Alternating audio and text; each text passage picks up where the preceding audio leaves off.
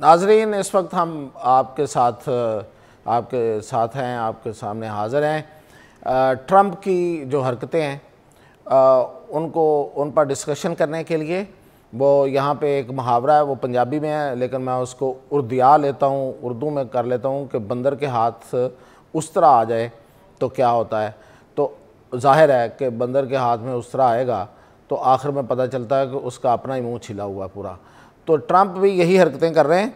और ट्रंप क्या क्या कर रहे हैं उस पर बहुत ह्यू एंड क्राई है, out of the country, internationally भी और अमेरिका के अंदर भी। तो इस पर बात करने के लिए मेरे साथ मौजूद हैं इस वक्त तारक मुरीद फ्राम वाशिंगटन डीसी। ये बड़े बाखबर आदमी हैं, इनकी नज़र है अपने मुल्क के यानी अमेरिका, जहाँ ये रह रहे हैं, अमेरिका की पॉलिटिक्स और यहाँ पे जो कुछ हो रहा है उस पर, और इंटरनेशनली यानी कि अमेरिका से बाहर। तो इस पर बात करते हैं। और मैं तारक मुरीद से मेरा सवाल ये है कि तारक, आप बताइए कि अमेरिका में इस वक्त जो ट्रंप के जो इक़दामात हैं, जो वो हर रोज़ नए से नए और हैरान कुन हरकत कर रहे हैं, उस पर क्या चल रहा है, और जो कह रहे हैं कि एक कानूनी बहरान है वहाँ पे, वो उसका क्या मतलब है? जी बहुत शुक्रिया मियाँ साहब। इस वक्त काफ़ी बहरान है, सिर्फ एक कानूनी बहरान नहीं है। यहाँ मुआशी सोशल बहरान, काफ़ी सारी चीज़ें इकट्ठी हो चुकी हैं इस वक्त। और जो ट्रंप के वोटर्स थे, जो जो स्विंग वोटर थे, जो पहले डेमोक्रेट्स को वोट देते आए थे और फिर उन्होंने अचानक ट्रंप की तरफ रुख किया था, वो सारे अब परेशान हैं। इसमें अमेरिकन मुसलमान भी हो गए और थोड़े जो लिबरल थे, जो बाइडेन की पॉलिसी से तंग थे, उन्होंने भी ट्रंप को वोट दिया था, तो वो भी अब परेशान है। तो सूरत हाल इस वक्त गंभीर है, ना सिर्फ अमेरिका में, बल्कि आपको जिस तरह आपने जिक्र किया इंटरनेशनल भी, कि जिस तरीके से ट्रेड वार्स का मुख्तलिफ मुल्कों के साथ उन्होंने आगाज किया है। कल उन्होंने एक एग्जीक्यूटिव ऑर्डर जारी किया था कि जिसके तहत जो अमेरिका की दरामदात हैं स्टील की और एल्यूमिनियम की, उस पर उन्होंने 25% जो इजाफी टैक्स है वो आयद किया था। तो उसके बाद सूरत हाल ये है कि यूरोपीय यूनियन ने भी इस तरह के टैरिफ्स जो अमेरिकन प्रोडक्ट्स उन पे लगाने का ऐलान किया है। तो ये सूरत हाल काफी खौफनाक है। ये तो हो गया इंटरनेशनली, लेकिन डोमेस्टिकली यहाँ पे बहुत इश्यूज चल रहे हैं। लोग खौफज़दा हैं। यहाँ पे जो आइस के रेट्स चल रहे हैं इस वक्त मुख्तलिफ इलाकों में। यहाँ पे फूड बैंक्स हैं जो निजी और नॉन प्रॉफिट इदारे जो चलाते हैं मुख्तलिफ, वहाँ पे लोग फ्री में खाना खाने आते हैं, वो वीरान पड़े हैं, वहाँ पे कोई बंदा नहीं आ रहा। इस तरह लोगों को यहाँ पे हायरिंग के इश्यूज चल रहे हैं। मिसाल के तौर पे अगर किसी का गैस स्टेशन है, वहाँ उसको बंदे नहीं मिल रहे काम करने के लिए, क्योंकि जो इलीगल इमिग्रेंट्स उन्होंने हायर किए हुए थे, या अंडर द टेबल जो विजिट वीजे पे लोग आते हैं, उनको अंडर द टेबल कि आप कैश पे काम कर लें, तो वो भी अब बंदे उनको नहीं मिल रहे। तो बहुत इश्यूज यहाँ पे चल रहे हैं। और आज पता नहीं आपने जेडी वेंस जो इस वक्त फ्रांस में है, उनका बयान अगर आपने सुना है तो वो बहुत खौफनाक है। उन्होंने कहा है कि जो अदालत है हमारे काम में मुदाखलत ना करे, जो अदालतें अमेरिका की अदालतें हैं, वरना हम इनको देख लेंगे। तो ये बहुत खौफनाक किस्म का बयान है अमेरिकी ये सही कह रहे हैं। और अदालतों के इसी हवाले से। इसी तरह का एक, ये तो उस उन्होंने तो वार्न किया है, जबकि जो रिचर्ड ग्रिनेल्स हैं वो उन्होंने इसको डिफेंड करने की कोशिश की है जब ये बात आ रही थी कि अदालतें इस वक्त ट्रंप के हर ऑर्डर को ओवरटर्न कर रही हैं और इस वक्त बहुत बड़ा कानूनी बहरान है अमेरिका के अंदर। तो उसने आगे से उसको इस तरह से डिफेंड किया कि ट्रंप ने अदालतों को काम पे लगा दिया है, यानी कि वो पहले शायद काम नहीं कर रही थी। जी कंटिन्यू प्लीज़। तो ये बहुत मुश्किल सूरत हाल है इस वक्त अमेरिका में। स्कूल में जो बच्चे पढ़ रहे हैं वो डिस्टर्ब हो रहे हैं, जो बड़े हैं वो यकीनी तौर पर डिस्टर्ब हो रहे हैं। पहले तो ये था ना कि ये एक इमिग्रेंट्स के इशू है, जो इमिग्रेंट्स के खिलाफ काम करेगा। अब तो हर किसी के खिलाफ काम कर रहा है, चाहे वाइट है, ब्लैक है, जो ब्राउन लोग हैं। अब जिस तरह कल मैं आपको बात बताऊं कि कल वाशिंगटन डीसी में कल आखिरी दिन था कि आप फेडरल एम्प्लॉयज जो हैं वो कल से दफ्तर में आना शुरू होंगे। तो कल पूरा वाशिंगटन डीसी जैम हो गया था कि 18,000 इजाफी गाड़ियां आई अपने दफ्तरों में। जो लोग थे फेडरल एम्प्लॉयज वो काम करने के लिए आए, तो पूरा डीसी के जो ट्रैफिक का निज़ाम था वो दरहम भरम था। तो इस वक्त जो सूरत हाल है वो डीसी की तरह का ही लग रहा है कि पूरा मुल्क का निज़ाम दरहम भरम है।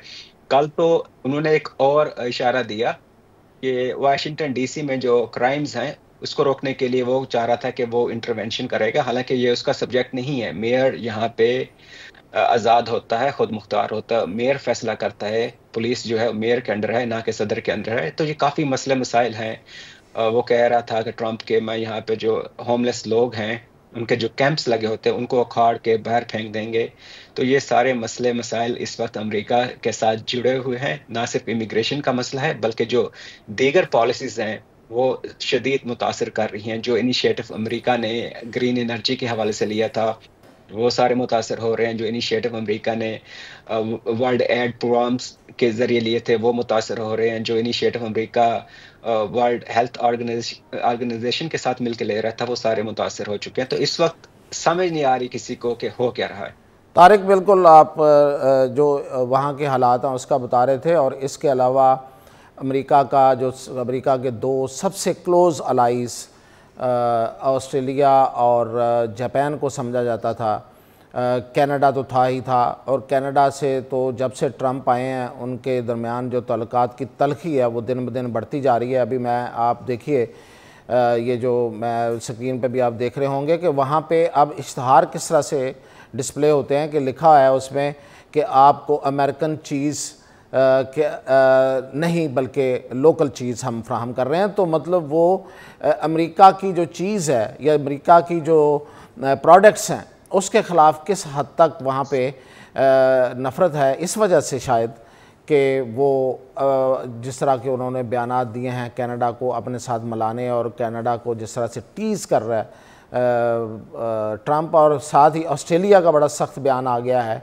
हालांकि ऑस्ट्रेलिया ने कभी भी ऐसा बयान अमेरिका के हवाले से नहीं दिया, और जापान को ऑर्डर दिया है ट्रंप ने कि आप ये इकदाम करें कि हमारी एक्सपोर्ट्स आपकी तरफ बढ़ें, आप अपनी इंपोर्ट्स, अमेरिकन इंपोर्ट्स जो है उनका हजम जो है वो बढ़ाएं।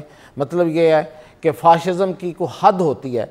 अभी आप देखें कि जिस तरह से गज़ा के हवाले से बयान दिया है और वो उस पर कायम है, लेकिन फ़िलहाल तो बड़ी हौसला अफजा चीज़ें चल रही हैं कि जिन दो लोगों का नाम लेकर शाह उर्दन और किंग ऑफ उर्दन और अल सीसी, जनरल अल सीसी जो इजिप्ट का है, उसके हवाले से ट्रंप ने कहा था कि मैं इनसे मिलूँगा और इनको मना लूँगा इस बात पे। उन दोनों की तरफ से रिएक्शन आ गया है।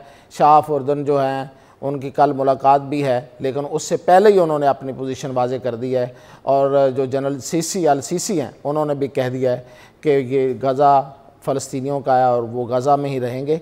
और गज़ा के हवाले से जो हमें अभी मैं एक ख़बर पढ़ रहा था कि यूएन का एक अंदाज़ा है कि $50 बिलियन उसकी रीबिल्डिंग पे खर्च होगा। तो $50 बिलियन किसके लिए? मतलब सऊदी अरब के लिए या 2-3 और अरब मुल्कों के मिलकर इतना बड़ा फ़ंड इकट्ठा करना कौन सा मुश्किल काम है।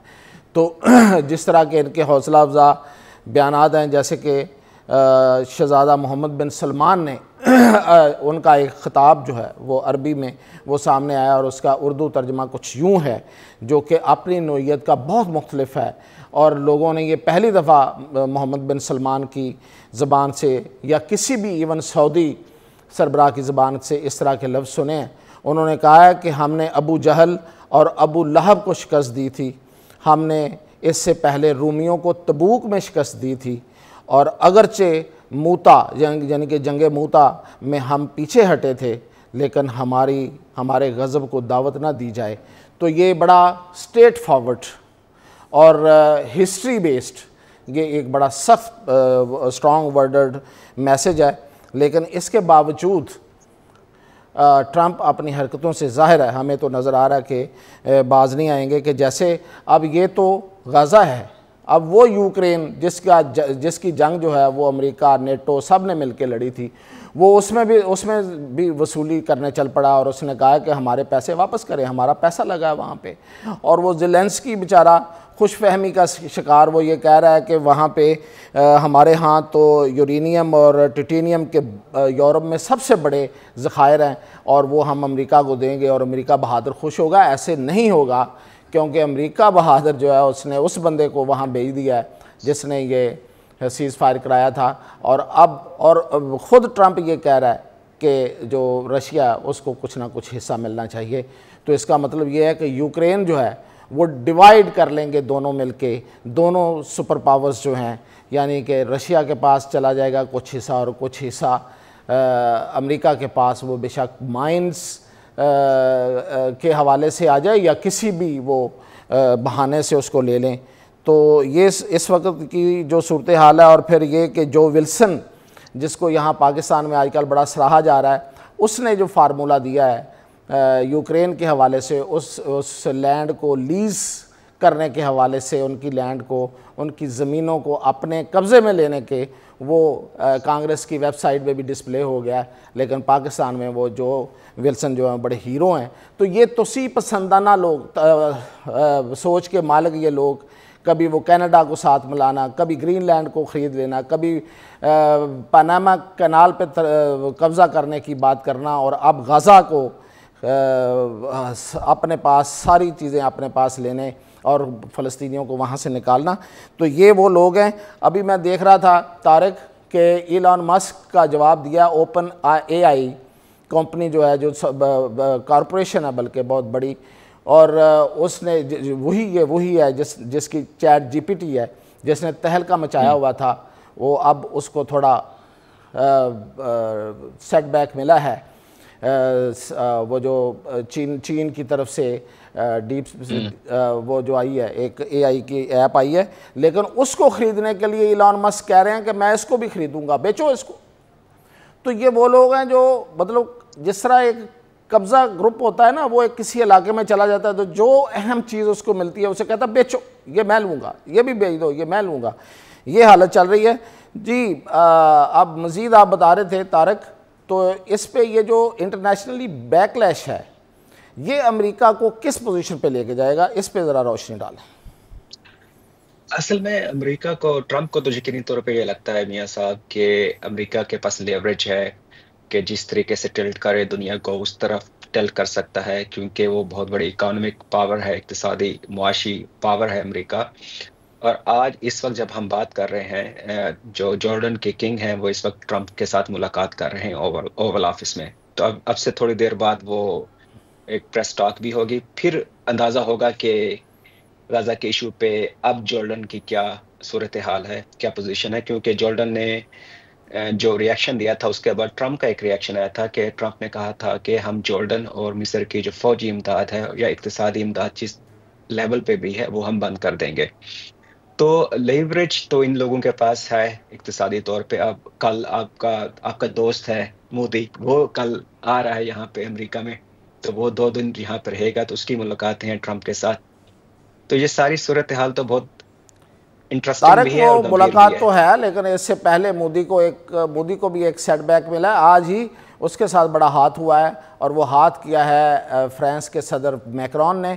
वो एक AI समिट हो रही है, और उसमें वो बैठे हुए हैं मोदी, और इर्द गिर्द दूसरे जो आलमी रहनुमा, जिनमें JD वैंस भी हैं, जो नायब सदर हैं अमेरिका के। तो वो सबके साथ हाथ मिला रहा है, इधर राइट साइड पे बंदे के साथ भी हाथ मिला रहा है, लेफ्ट वाले के साथ भी हाथ मिला रहा है। और मोदी जो है वो उठ के उसको 2 दफ़ा मिलने की कोशिश की और उसने हाथ नहीं मिलाया। तो ये इस वक्त जो है वो मोदी की बड़ी हो रही है, बेइज्जती ख़राब हो रही है मीडिया पे। तो वो तो मिलेंगे, लेकिन उससे पहले मैंने पहले भी बताया था कि उसको सलामी दे चुका है ट्रंप। हाथों में बेड़ियां और पाँव में जो हाथों में हथकड़ियाँ और पाँव में बेड़ियां डाल के जो लोगों को उसने भिजवाया है अमेरिकी फ़ौज के जहाज़ पर। तो ये एक बहुत बड़ा है। देखें, दूसरी बात ये है कि अगर ये अमेरिका पावर है, तो सदर ट्रंप को ये ज़रूर सोचना चाहिए कि वो अमेरिका का सदर है, वो पूरी दुनिया का सदर नहीं है। और पूरी दुनिया जो है वो इस वक्त हमें तो जो हमें नज़र आ रहा है सो फार कि डटी खड़ी है। जैसे कि JD वैंस का ही बयान है कि उसने कहा है कि यूरोपीय मुल्क जो हैं वो अमेरिकी टेक्नोलॉजी कंपनियों पर ओवर रेगुलेशन कर रहे हैं।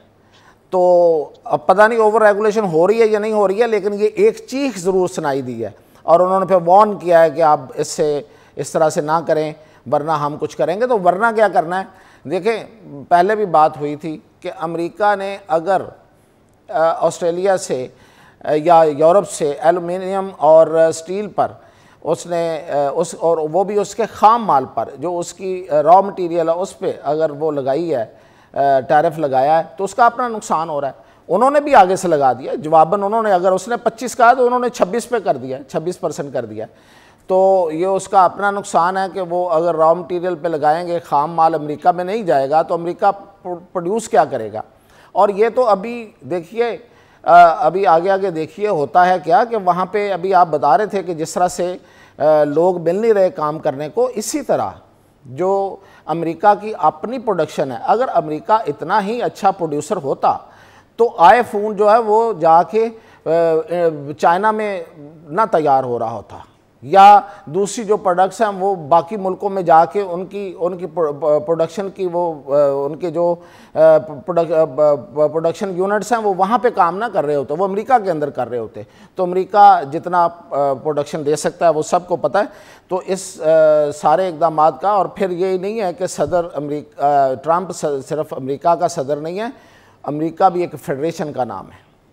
तारिक, आप ज़रूर मुझसे ज़्यादा अच्छी तरह से समझते हैं कि हर स्टेट के अपने कवानीन हैं, अपने मसाइल हैं, अपनी उनकी तरजीहात हैं, और सदर के ये तमाम, ट्रंप के ये तमाम जो इक़दाम हैं वहाँ ही ओवरटर्न होते रहेंगे, और उसको जो अमेरिका के अंदर मुँह की खानी पड़ेगी, और फिर बाहर से तो वो हो ही रहा है। जी, इस पर मुख्तसर सा तबसरा करें तो हम इजाज़त चाहते हैं। नहीं, बिल्कुल, आपने काफ़ी अच्छा सम अप किया। काफ़ी इश्यूज़ हैं यहाँ पे इंटरनल रिएक्शन बहुत ज़्यादा आ रहे हैं, अंदरूनी तौर पे जो रिएक्शन है। जो मेरी इत्तलात हैं कि जो इनके कन्फर्मेशन जो होनी है, इसके जो करीबी दोस्त हैं, जिस तरह कैश पटेल है, तुलसी गैबर्ट है, और एक क्या नाम मैं मिस कर रहा हूँ, जो सेक्रेटरी हेल्थ के लिए हैं, रॉबर्ट एफ कैनेडी, तो वो भी, उसको भी मसाइल का सामना है अपने सेनेटर्स के लिए, कि जो रिपब्लिकन के सेनेटर्स जो हैं, जो पढ़े लिखे हैं, जो समझते हैं, जो लोगों के साथ उठते बैठते हैं, वो भी जो इस वक्त की जो पॉलिसीज है ट्रंप की, उससे नाखुश तो जरूर है। तो यही वजह है कि आपने सही कहा, उनकी कंफर्मेशन पॉपुलर वोट तो मिल चुका ट्रंप को, उसने पॉपुलर वोट ले लिया, लेकिन पॉपुलर वोट का एक और भी मसला होता है, वो ये होता है कि वो वक्ती, जज्बाती और हालात के मुताबिक तो पड़ जाता है, लेकिन लोग बाद में सोचते ज़रूर हैं। और ये जो 49, 51 और 50, 51 या इस तरह से जो भी फ़र्क में जिन रियासतों से वोट पड़े थे, अब उन लोगों को ये समझ आना, और ख़ास तौर पे जिस तरह आपने शुरू में आपने कहा था कि जो अरब वोट है यहाँ पे, या जो दूसरा वोट है, लिबरल वोट है जो इसको पड़ा था, वो उस पर ज़रूर सोच रहे होंगे। और ज़ाहिर है कि जो पार्लियामेंट में इनकी जो सेनेट है या कांग्रेस में बैठे हुए लोग हैं, उनको भी ये सारी चीज़ें नज़र आ रही होंगी। तो ये सब कुछ करने में शायद ये कामयाब ना हो, लेकिन एक तमाशा है जो कि अमेरिका में लगा हुआ है, और हम भी उसको देख रहे हैं। इजाज़त दीजिए।